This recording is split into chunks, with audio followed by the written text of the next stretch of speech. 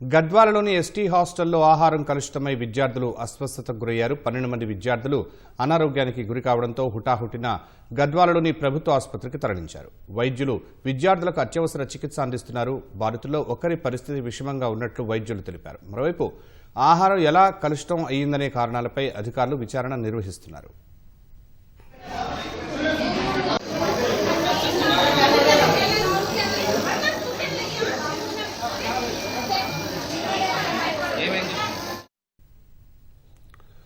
గద్వాలలోని ST హాస్టల్లో ఆహారం కలుషితమై విద్యార్థులు అస్వస్థతకు గురయ్యారు. 12 మంది విద్యార్థులు అనారోగ్యానికి గురి కావడంతో హుటాహుటిన గద్వాలలోని ప్రభుత్వ ఆసుపత్రికి తరలించారు. వైద్యులు విద్యార్థులకు అత్యవసర చికిత్స అందిస్తున్నారు.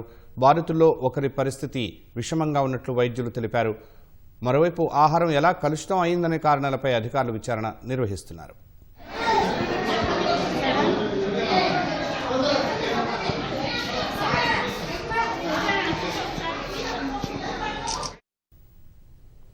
గద్వాలలోని ఎస్టీ హాస్టల్లో ఆహారం కలుషితమై విద్యార్థులు అస్వస్థతకు గురయ్యారు. 12 మంది విద్యార్థులు అనారోగ్యానికి గురి కావడంతో హుటాహుటిన గద్వాలలోని ప్రభుత్వ ఆసుపత్రికి తరలించారు.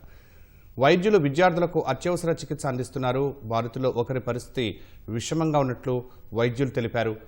మరోవైపు ఆహారం ఎలా కలుషితం అయిందనే కారణాలపై అధికారులు విచారణ నిర్వహిస్తున్నారు.